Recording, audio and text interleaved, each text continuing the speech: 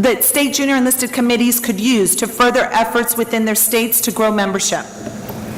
Create an EANGUS Junior Enlisted Committee ran Facebook page. There is a Junior Enlisted Facebook page out there, but it is not ran by this committee or by any EANGUS Junior Enlisted member at this point, and so we're going to create our own. Hold quarterly teleconference meetings to share ideas, offer suggestions, and to hold each other accountable for commitments and do-outs that are made. Areas of concern that the committee would like to see changed. The committee would like to see more individual state senior leadership present at national conference, and through their example, that to find association involvement important and worth their time. I would like to extend a huge thank you to all the members that were present and the suggestions and commitments that they made in order to grow our national presence. I would also like to extend a thank you to Frankie Gomez of the Conference Committee and Ms. Joan Gardner of the EANGUS National Office staff for their assistance in the huge success of the Junior Enlisted event conducted last night at the Indianapolis Colts Grill. And of course, a thank you to all of you for the amazing support and attendance at the event. Because of you, this was our most successful event to date. We would also like to thank NBA, which was our corporate sponsor for that event. Mr. President, this concludes my report. All right, thank you. Without objection, that report will be filed into the record. All right, so we have MBA, at least we had. There you are. So Roy Gibson, president of MBA. MBA has provided, does it matter what you do first? How about you all go down there? Does it matter which one you do first?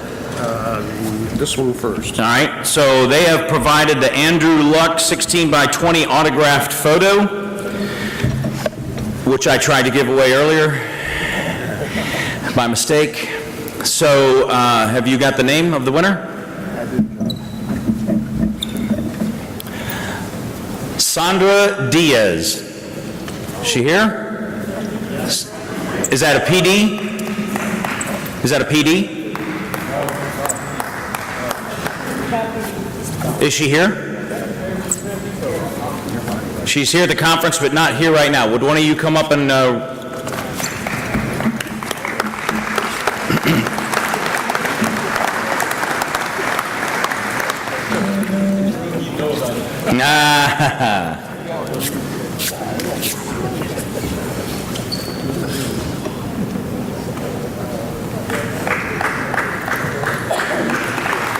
All right, and we very much appreciate MBA for doing that. I'm sure that's great. You need the code. You need the code, yeah. And then the next one is going to be the Allenser Jr. autographed die-cast model here. I'm not touching that. That looks fragile. All right, and the winner is Ashley Watson. Ashley Watson here? Oh. Well, come on down. You are the next winner.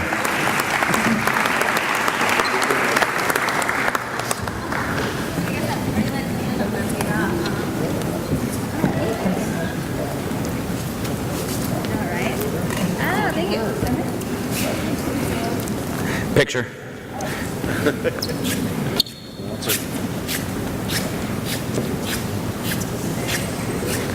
All right, again, everybody, thank you, MBA. Thank you. Thank you.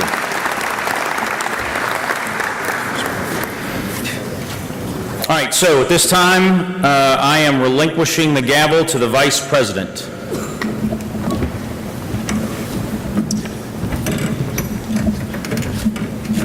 At this time, I call on our President, Chief Master Sergeant Retired John Harris, to present his President's report.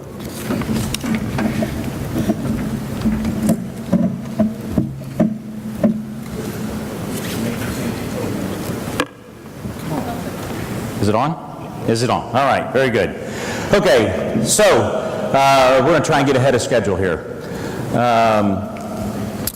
Where are we? Well, here's a membership slice. This is where we are. 1 out of every 16 guardsmen has joined our association. And that little yellow sliver piece, as best as I can tell, that piece is retirees, people who are no longer serving. So if you look at all of the potential serving members that we could have as members, potential serving guardsmen, 1 out of 16 has joined our association. We can't get better than that. I think we can. I think we can do it, and I think that the only way we're going to get there, it's not going to be emails, it's not going to be newsletter blasts, it's going to be people talking to people. If you are not able to talk to your people, this number is not going to change. I don't believe it will. All the rest of the stuff's nice, but that's not going to change. Well, let me tell you the difference that it will make. If this doesn't change, I'm going to show you where we've been. If this doesn't change, then these numbers aren't going to change. This is what we used to publish. Treasurer Howell touched on this earlier. This is what we used to publish for finances and stuff. A few years back, used to go into the program, conference book and all that stuff. Then we started reporting something a little more scaled down, a little easier. It was, here's our bank balances, here's our assets, that kind of thing. We're going to start going back into the other direction and show you income minus expenses, and as much as we can, we'll show you where money went. We're going to give you a little bit of a narrative, how we're doing, that kind of stuff. And look, if we go over budget somewhere, I'm going to tell you, we're going to fix it. We're over budget over here at the moment. We're going to fix it. But I'm not going to sugarcoat a whole lot for you. This is just a 10-year snapshot, the over and the under. The years that we have been ahead of the game, and it's for a variety of reasons, and the years that we have fallen short, and that has been for a variety of reasons. You can see that we've had some tough years over the last 10. So, what steps have we taken? We haven't had an executive director in a year. Talk to your board members. We did not have the money. We did not see that we had the money to afford an executive director. We had to fix our financial house first.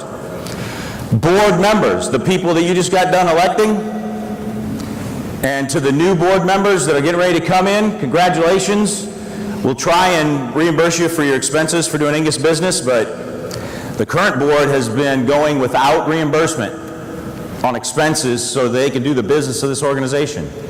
That's the level of dedication that your board has got. But I don't like that situation. I don't like seeing us having to come out of our own pocket for all of the stuff that we do. And Wyatt Davis, up until a few days ago, I was about $11,000 in the hole in extra travel. You know, when you don't have an executive director and there's things that need to go on in D.C., had a lot of extra trips from New Orleans to D.C. I appreciate Wyatt for plussing up my budget a little bit, although I didn't ask you to do it.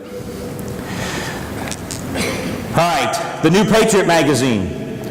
We're going to bring that back in-house. That'll save some editing and publishing costs. We are even going to try and do some competitive bids for printing and all of that. But we're going to try the next 2 issues of the new Patriot magazine, and the expectation is that's going to save us, I don't know, we're hoping it's going to save us $20,000 over what we've been spending.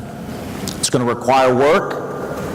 It's going to require work on the national office, and we are short-staffed in the national office. But Joan is a trooper, and I'll get more into that later.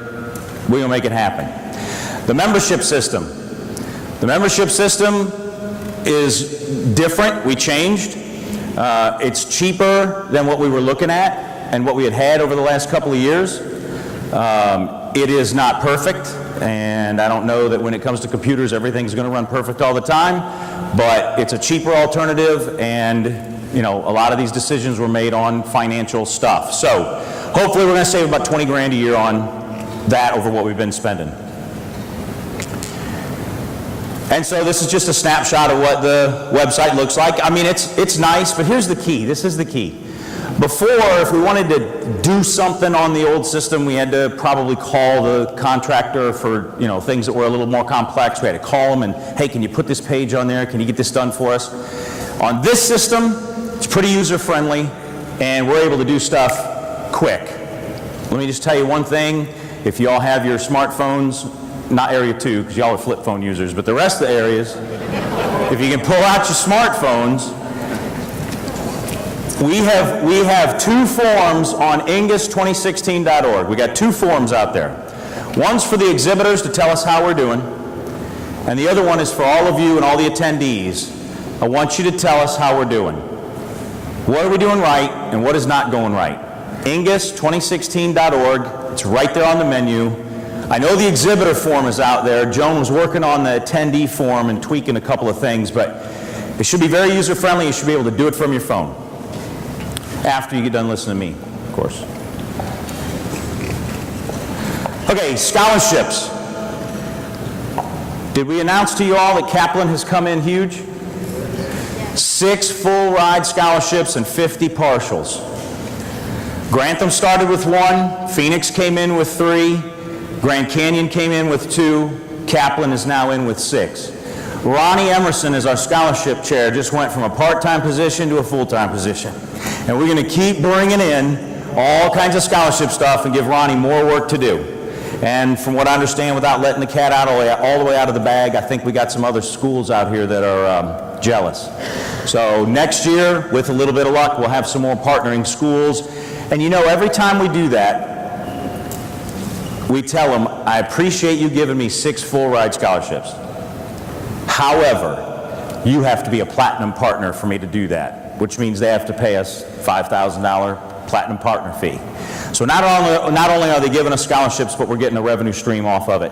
The rest of these, USAA, you know, I was kind of floored. We went into the president's lunch, and Dick Smith stood up and told, hey, look, USAA, $1,000 for every state. I need 2 things. I need a form to request the money, and I need a W-9.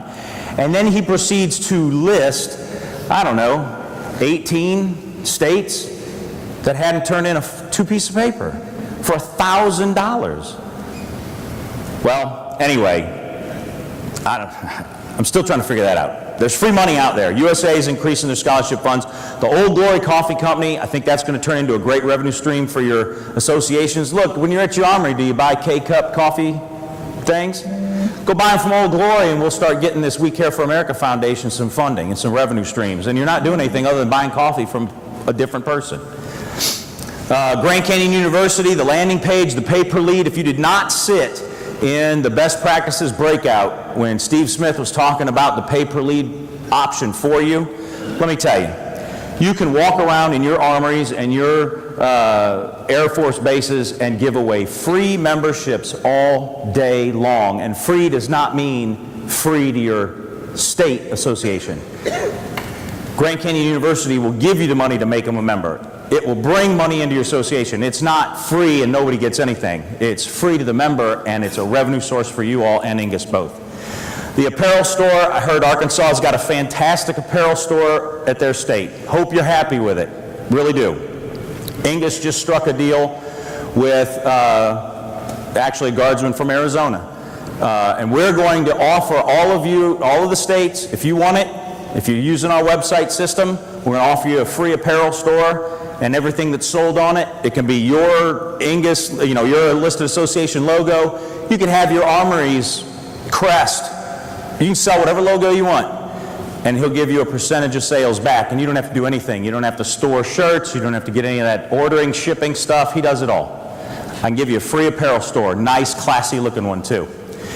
The Higher Education Resource Center, I'll get into more of that later after the conference is over with, and then the speedy prep stuff. I'm bringing you as much stuff as I can so you can go to your people and say, hey, look at all these benefits if you're a member. All right, we had a large legislative workshop this year. I don't know how many of y'all attended that, but it has been a busy time in Congress. I've been doing a lot of traveling, testified a couple of times in front of the future of the of the Army. We've gotten, Scott Bowsum has written some fantastic letters to partner with other organizations like EANGUS, the VFW, about all these different things they're talking about in recommendations. We are active on Capitol Hill, and if y'all have not seen this, this is Scott Bowsum's latest effort at making an interesting but informative piece to our website. This is our new Legislative Action Center. Now, I'm going to give you my aha moment. I found, this is actually past President Helbert's baby picture, if you haven't figured that out already. But this is when I realized the power that this organization has, the power that the National Guard has.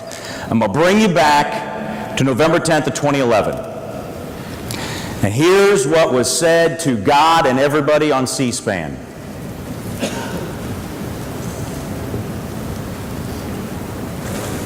I counsel against making the Chief of the National Guard Bureau a statutory member of the Joint Chiefs of Staff. Next one said, I think that there's nothing wrong. Nothing needs to be fixed. We don't need to take a step backwards by putting the Guard on the Joint Chiefs of Staff. That was the chairman and the vice chairman. If we did this, this could lead to divided, redundant force management. Cats and dogs falling out of the sky. Even the Navy weighed in. I don't think that the Chief of the Guard Bureau represents a branch of service, nor is he responsible for training and maintaining and yada, yada, yada, yada. These are all the four-star generals back in 2011, what they had to say in front of the commission. Chief of the Guard Bureau lacks the broad insight. This is going to be an unavoidable conflict of interest. And then lastly, even the Air Force weighed in, said about the same thing. This is going to disrupt the lines of authority. Any way you slice it, 6 four-star generals all said no.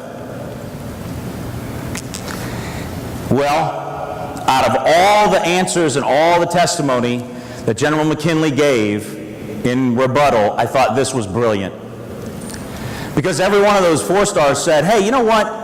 We can get along. I mean, I like General McKinley. I consider him a very close friend, an ally, and, you know, we have barbecues together. And General McKinley said, we are better than that. We have to be better than that. We cannot simply rely on friendships that are today, because tomorrow maybe it won't be so friendly. And guess what? Tomorrow is here. I'm going to show you those slides in a minute. Tomorrow is here. We are not so friendly. And so what the general said was, this has got to be rooted in the national strategy and rooted into law. And so we got a congressman that said, well, at the end of the day, I think you need to be in the room. And I think you need some weight behind you. And lo and behold, we have a four-star general on the Joint Chiefs of Staff. And if you'd have looked 2 years before we started that effort, you'd have thought, yeah, this has never happened. There is no way that this is going to happen. This was huge. So, some of you in the room will get this picture. Some of you younger ones won't. But anyway, so you thought that after all of this was done, hey, we're on the Joint Chiefs of Staff. We have won. Troubles are over. This is a more recent quote. I'm pretty sure the Blackhawks are going to be far more useful in a natural disaster to a governor than Apaches would. Apaches don't do much for a governor during natural disaster. These quotes are from less than, I don't know, 6 months ago. The difference between the Guard and the Reserve and the active component is that the active component can practice every day and the Guard only there 39 to 40 days out of the year. So who do you want on the football field? First stringers or second stringers? That is the stuff that we are up against today. Just 2 years after we got our chief on the Guard Bureau. Now the knives come out because the budgets are tight. Now you're going to hear interchangeable versus complementary.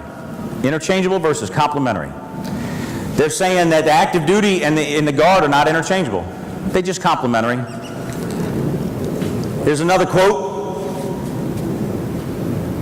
If you give them enough time and you give them enough mobilization and pre-mobilization training, the Guard can be a capable force, but they are not interchangeable.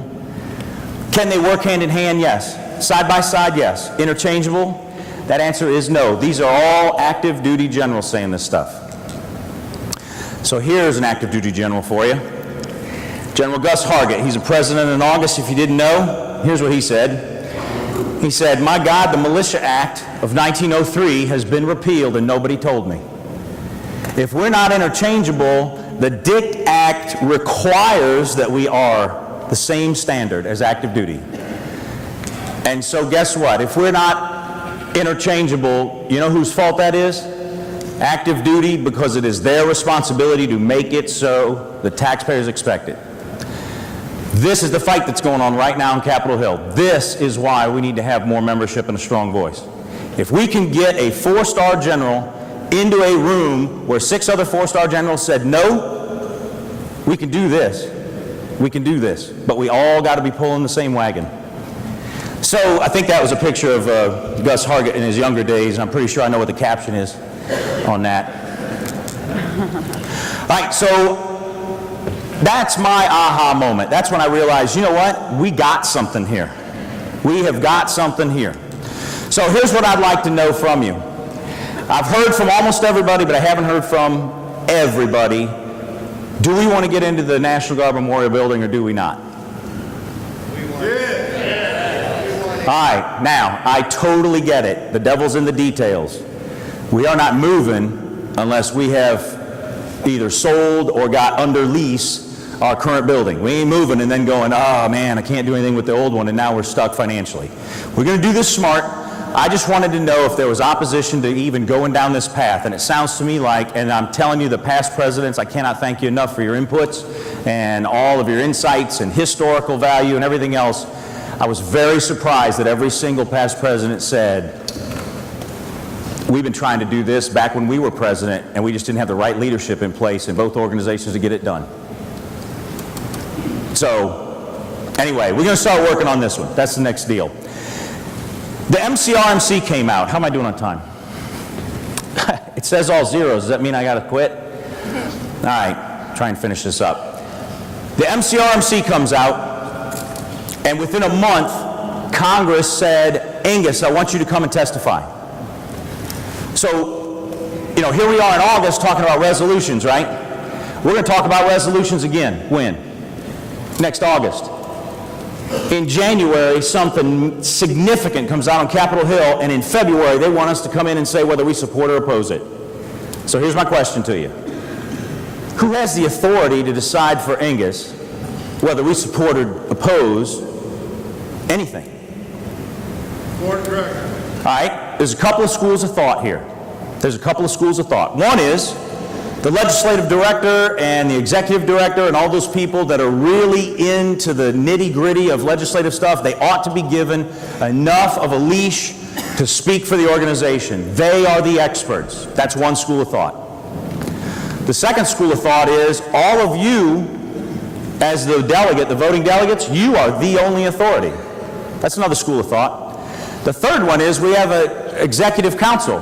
They're your representatives. And between these meetings that we're in, they run the show, and they ought to be able to decide. There might be a fourth and a fifth option out there, and I don't know what those are, but those are the three that I see. I asked Gary Jackson to give me some guidance on what you all think, because I have heard from you all those three options. And I can't find anything that says specifically one's right or one's wrong. So I kind of need to know. I'll tell you what we did with the retirement piece. The MCRMC recommendation on retirement, we decided we were going to support it. And right after we did that, and Scott Bowsom and I, we got into it on the phone. I mean, we had a heated discussion on the phone about how did we arrive at this decision. And Jeff Frisbee bailed us out, thank goodness. Jeff Frisbee said, we have a resolution that's been around for a long time, and what it says is we support what NAUGUS supports, and NAUGUS has one that says they support what we support. Is that not right? So NAUGUS supported the MCRMC recommendations, so in order for Scott to come out and say, hey, we support this too as Angus, our authority to do that was really, you all had already passed a resolution saying that that's what we kind of do, that's kind of how we operate. If you all are okay with that kind of stuff, I'm fine with that. I'm going to do what you want to do. But it made what little hair I have left on my head kind of stand up in the back a little bit. I'm not exactly comfortable with one person or 6 people speaking for everybody. You know, how many AGRs we got in the room? Okay, so if we come out and say I support the MCRMC recommendations, and that means the AGRs in the future, instead of doing 20 years getting 50% of base pay, you're going to do 20 years and you're only going to get 40%. If I come out as Angus and say I support this because the trade-off of cutting back there is that every guardsman gets a retirement after 20 years of guard time, if I come out and say I support that, how many AGRs support that? I don't know. And how many traditional guardsmen would be fighting with AGRs going, well, hey, but this helps me, but yeah, but it hurts me over here, and we're all in one big pot as one organization. So I was kind of concerned about coming out and supporting this stuff. At the end of the day, and I hope Gary Jackson's already covered it, I really do think that the MCRMC recommendations are a good deal. I think it's the right thing for the Guard. There's more to it than just the 40%, 50% and all that, but I think this is the right thing to do. If you have an opinion on it, you need to let Gary Jackson and Scott Bowsum know why you're here. All right. Let's keep going. All right, everything hinges on membership, and I'm talking about everything. I'm going to tell you what, when the PD, and I told this earlier, when the PD stood up and left, this room looked horribly empty. Well, you know, we need more membership. And we're going to give you the tools to go get them yourselves, but you got to be the ones to go get them. We're going to give you the tools, but we need more membership. If our membership continues to go down or stay the same or whatever, it's going to be hard to get corporate money. If I can't get corporate money and I don't have membership money, at some point I can't charge you anymore for registration money. Everything hinges on membership. If Rhode Island comes in next year and says, I got 1,000 members, well, guess what? I can go get 4 more corporate people because I know we got increased membership and they can get out in front of more people. Get me to 80,000 members. Frank Lever, past President Lever got us up to 80,000, briefly. Let's get up to 80,000. Let's get to 1 out of maybe every 6 guardsmen instead of 1 out of every 16. And watch those corporate people beat a path to our door to partner with this organization. Watch the number of scholarships that come in. But as long as we hover around 40,000 members, and a significant chunk of that is retirees, I appreciate all of you, but folks, we got to grow. We got to grow.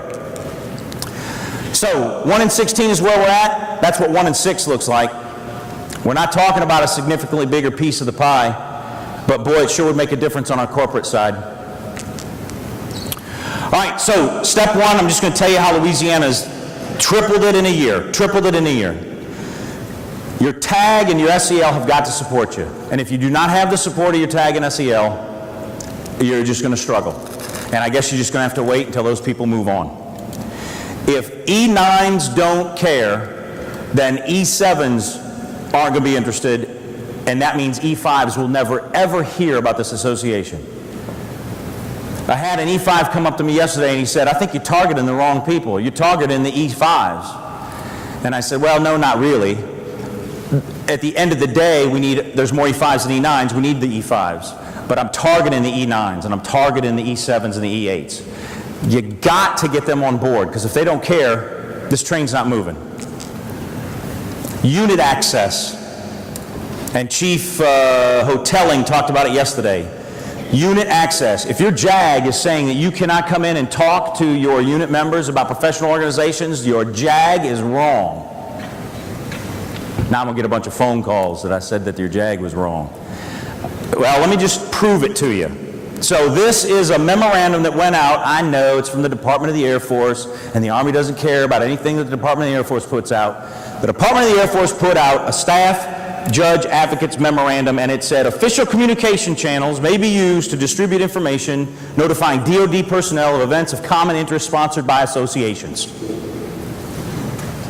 That seems pretty clear-cut to me, but if I really wanted to figure out a way to wordsmith that to prevent somebody from coming into my unit, I probably could, but it doesn't mean they're right. It means that's their opinion.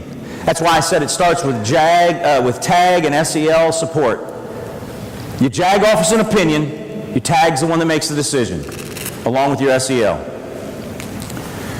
Here's a memo from September 22nd, and guess what? This is from the Chief of the Staff of the Air Force, and not only was a association mentioned, but in his memo he said, the Air Force Association is important. Air Force Sergeants Association, Non-Commissioned Officers Association, Reserve Officers Association, VFW, Military Officer Association of America. Which one did he leave out?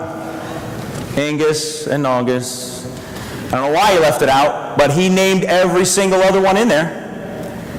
Now, if you can't talk about any associations because it looks like you might show preferential treatment over another one and all that other baloney, Four-star General, Chief of Staff of the Air Force just did it in a memo in 2014. If you want that letter, by the way, it's on the EANGUS website.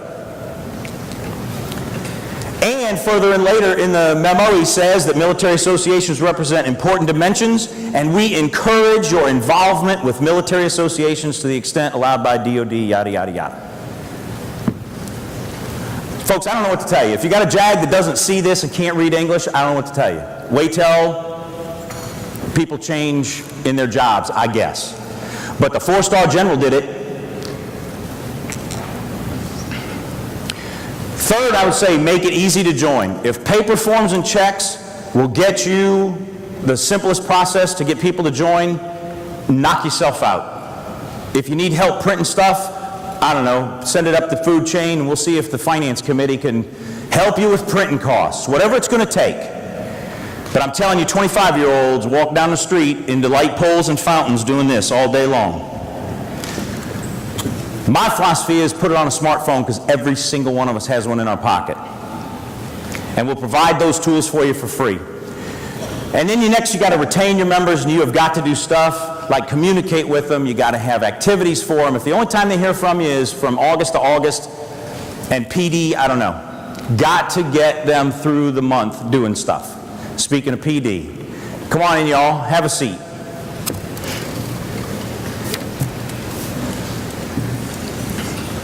So, we do fishing tournaments, we got board meetings, we sell barbecue. Arkansas. I don't want to tell you how much money Arkansas has got in the bank, but it's $500,000. And they got it by selling pulled pork sandwiches at Drill over the last 10 years. They went and bought one of those Johnny White smoker cooker trailer things with 4 sinks and lights and everything else, and they pull it up to the armory, and they sold barbecued sandwiches for $5 to their soldiers. Good deal for the soldiers. The association made money, and they got all kinds of it. So this is our strength. There is no other association that I can think of immediately that has the potential that we do. This is our strength. Every little National Guard armory out there. So why aren't all the associations growing? If you got 1 or 2 that are over 3,000, why aren't we all over 3,000? I don't know the answer to that, but let me just tell you a quick story. Anybody know who that is? That's the guy that broke the 4-minute mile first time in history. 1954, Roger Bannister. The previous record holder was in 1865, a Richard Webster, did it in 4:36, that was the standard, and for 89 years, the 4-minute mile was believed to be unattainable.